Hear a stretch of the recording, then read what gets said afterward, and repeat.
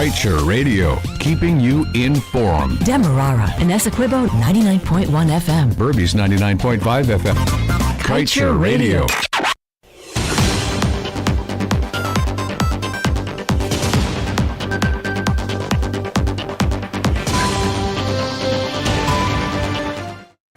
Good day, welcome to your main newscast right here on Kaieteur Radio. I'm Kevin Smith, and in your news in detail, Dutch manufacturer SBM Offshore has been the preferred shipbuilder for Guyana's floating production, storage and offloading vessels since 2015.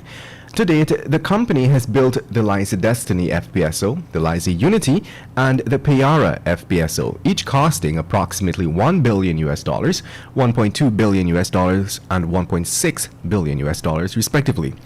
What remains unknown, however, are the leasing arrangements in place for these vessels. While Guyanese continue to remain in the dark on these leasing bills, which are being paid for from its Stabroek Block oil resources, SBM Offshore was nonetheless pleased to announce on Tuesday that Esso handed it another contract to build Guyana's fourth FPSO. That FPSO, called One Guyana, will support the $10 billion Yellowtail development project located in the Stabroek Block in Guyana. Under this latest contract, SBM Offshore said it will construct, install, and then lease and operate the One Guyana for a period of up to 2 years, after which the FPSO ownership and operation will transfer to Esso. In other news, the first step to rehabilitation is recognizing one's fault and moving to correct it. This should be the posture of the Environmental Protection Agency, according to former head of the state body, Dr. Vincent Adams, especially since the matter of financial assurance for subsidiary oil companies operating in Guyana has been deemed critical to ensuring the country's environmental integrity is protected. In fact, Dr. Adams said that given the provisions of the Liza Phase 2 permit, the EPA must now seek, in writing, the commitment of ExxonMobil to cover possible oil spill expenses beyond what its subsidiary Esso is proposing to prove that they are serious about the regulations stated in the recently approved Yellowtail permit. Dr. Adams is adamant that while the Yellowtail permit covers the matter of insurance and parental assurance, the government must go back to the Liza 2 well and immediately get Exxon to comply with the insurance requirements therein.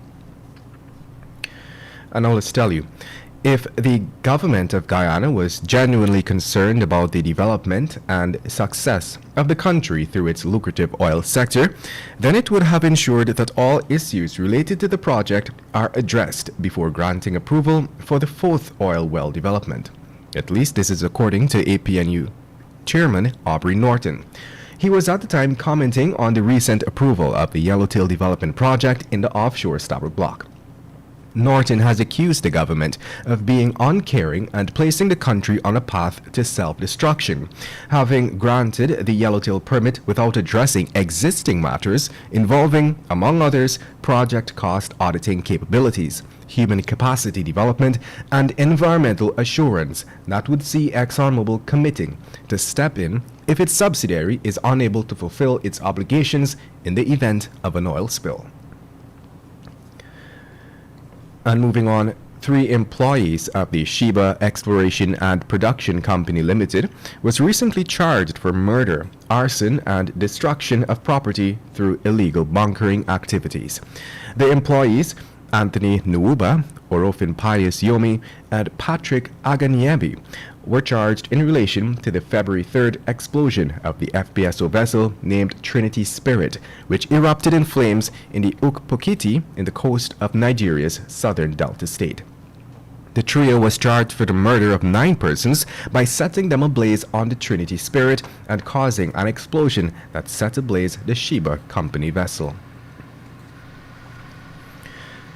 And now let's tell you, the Environmental Protection Agency on Monday issued a statement to the media clarifying reports published regarding ExxonMobil's fourth project, the Yellowtail development in the Stabroek Block.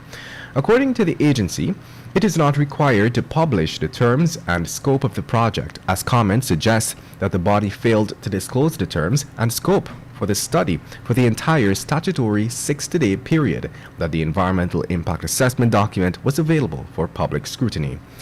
Although environmentalists are outraged at the approval of the Yellowtail Environmental Impact Assessment, without further consultations, to inform the public on whether their concerns regarding the project were addressed, the EPA noted that not only did it comply fully with the requirements of the law, but it also went beyond to ensure public participation in the assessment process for the Yellowtail development.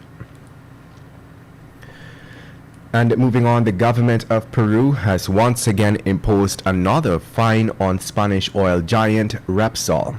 The new fine that was imposed against the oil company is for failing to recover spilled hydrocarbons from their environment. On January 15th last, over 10,000 barrels of crude was spilled from one of the La Pampa refineries off the coast of Ventanilla in the region of Lima, Peru. Repsol had underreported the quantity of crude that was spilled, stating that only 0.16 barrels of crude was spilled. However, later investigations by Peruvian officials revealed that 10,000 barrels of crude had spilled, more than double the amount initially reported by the company, with the affected area being a size of 11,000 hectares. Following the ecological disaster, the Peruvian authorities had initiated several fines and sanctions against Repsol. You're listening to Kaieteur Radio 99.1 and 99.5 FM. This is your news at noon. We will resume after the break.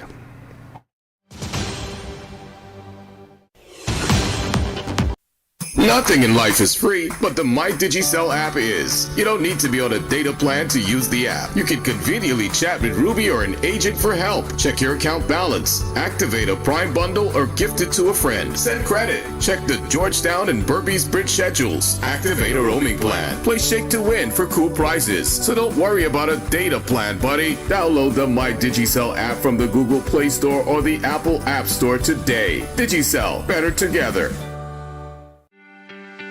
This is GHK Lal inviting you to join me weekdays from Monday to Friday on the National Outlook for commentary on a range of issues. Immediately after the 12 noon and 7 p.m. newscasts on Kaieteur Radio at 99.1 FM and 99.5 FM. Looking forward to you sharing in the conversation.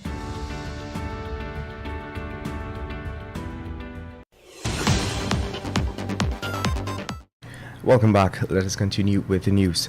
Former president and representative of the APNU-AFC list, David Granger, has written to Chief Election Officer Vishnu Prasad to have the names of leader of the PNCR, Aubrey Norton, and a former PNCR chairperson, Valdo Lawrence, extracted from the list of candidates to sit in the National Assembly as members of Parliament. According to a statement by Granger's team, the decision follows a request outlined in a letter signed by Norton in his capacity as chairman of the APNU. That should be the APNU, and Kemrad Ramdatan, the leader of the AFC. The letter informed Granger that the two candidates for the 2020 general and regional elections are to be extracted from the list to fill the vacancies created by the resignation of Joseph Harman and Nicolette Henry. The two former MPs had written to the Speaker of the National Assembly expressing their intention to resign from the National Assembly. And I was telling the Auditor General's 2018 report has highlighted a disturbing trend of vehicles entering Guyana via the Lethem-Brazil border crossing and disappearing without a trace. The issue was brought up before the Parliamentary Public Accounts Committee when a team from the Guyana Revenue Authority presented before the committee last week. According to the AG's 2018 report, an examination of the incoming and outgoing foreign vehicles and passengers traversing the border area revealed that there were 29,689 foreign vehicles entering Guyana and only 28,933 vehicles exiting, resulting in 766 vehicles not exiting Guyana as at the time of the audit in August 2019. Similarly, in 2017, the report noted that there were 30,669 foreign vehicles entering Guyana and only 29,023 vehicles exiting, resulting in 1,646 not exiting the country. And moving on, a mother of three, Rhonda Jr. of South Rhymeville, Georgetown, was on Monday remanded to prison until April 19th for robbing a man with a surgical blade. She appeared at the Georgetown Magistrates Court before Magistrate Delon Bess and was charged for committing robbery with violence. According to reports, she allegedly did not act alone and worked with two male accomplices. It was reported that the robbery took place on April 1st at the corner of Regent and Wellington Streets, Georgetown. One of the men reportedly choked the victim, while another removed $208,000 in cash from his pocket. As the victim was fighting back, Jr. reportedly used a surgical blade to cut his forearm. More troubling news, a 16-year-old boy, Isaiah Smith of Middle Road, La Penitence, Georgetown, reportedly lost his life on Monday after he allegedly refused to move from his alleged killer's premises located at Hogg Street and Independence Boulevard in Georgetown. This is according to reports from the dead teen's friends who witnessed the murder. Smith was stabbed to death around 14:55. His friends stated that they were all sitting on a bench located on the eastern side of the suspect's home. The man reportedly came out and ordered them to move, but Smith sternly refused. As a result, the suspect allegedly slapped Smith and a scuffle ensued between them. It was during the scuffle that the suspect reportedly pulled out a knife from his pants waist and stabbed Smith to his abdomen. The suspect has since been arrested by police and the suspected murder weapon was recovered. And now let's tell you, back in December of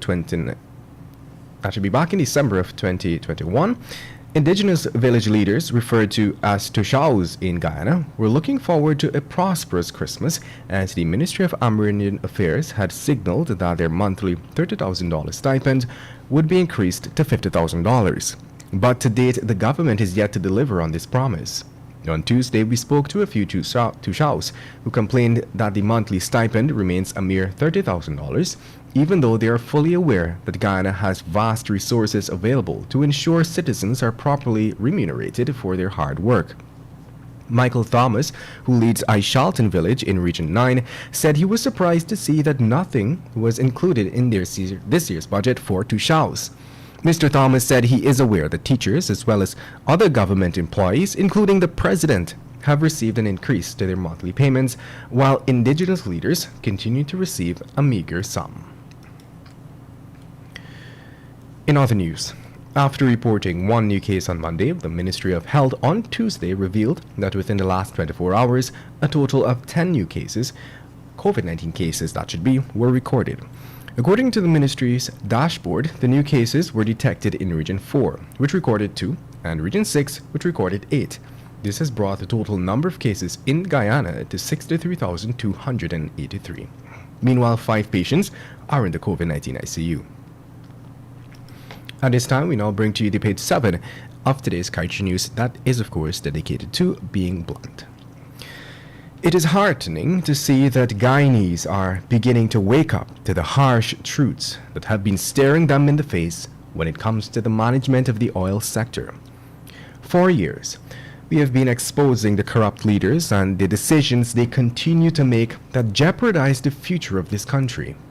Some seem to believe that we were sitting on our hands, but the reality is that Kaieteur News has been at the forefront demanding change all along. Kaieteur News is encouraged by the recent threats of other legal challenges to secure a better future for our future generations. And with that, we've come to the end of today's News at Noon. I'm Kevin Smith. Thank you for listening.